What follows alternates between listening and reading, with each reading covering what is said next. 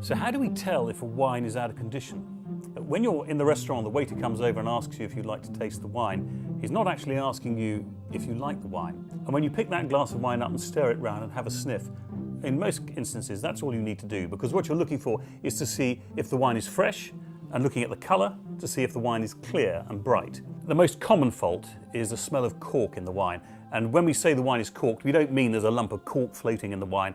That can happen on many occasions if the cork is a little bit dry or if the waiter has put the corkscrew in too aggressively, all sorts of reasons. Probably nothing wrong with the wine. When we say corked, we mean that there is a smell in the wine of old books or damp cardboard or mouldy cellars. And this is where a rather nasty little fungus, which is always present in cork, has come to life. And it has its shortened name, TCA. And the presence of this TCA, or corked nature in the wine, has that bouquet I've mentioned, but then if you want to be doubly sure, you taste a little bit of it, and in the mouth it'll be bitter, sour, it'll suck the vapour out of your mouth, and you know you've got a bad bottle of wine. You then hand that back to the waiter and say, I'm afraid this wine is corked. And you must be brave, because if it's in there, it won't be pleasant to drink, and very often it won't go away. In fact, it might just get worse. Other things you're looking for, I mentioned the brightness of the wine. You want to make sure that the colour is clear, both in red wine and in white wine.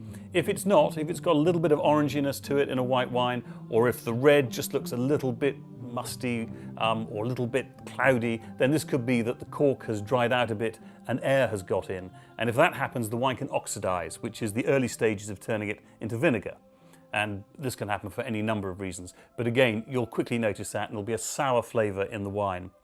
Another change in the colour can be caused if the wine has been badly stored. And if it's got warm while it's been stored, or the temperature has fluctuated too much, then a process called maderization has taken place. And this is where the wine is turning on its way to a product named after the island from which it comes from, Madeira, or port-like.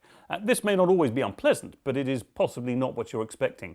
And so when you, again, smell the wine, you'll get a prune-like smell to it. It'll have a caramel sort of overtone to it. And in the mouth, it'll have this rather sort of, we call sort of jugged fruit-like flavour to it. Again, it's not right. You can ask a waiter to take it back.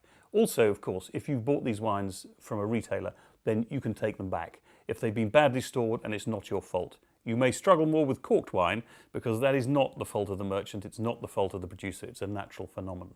But these are the main things you're looking for when you're tasting wine to make sure that you're going to have the best possible drink that you've purchased.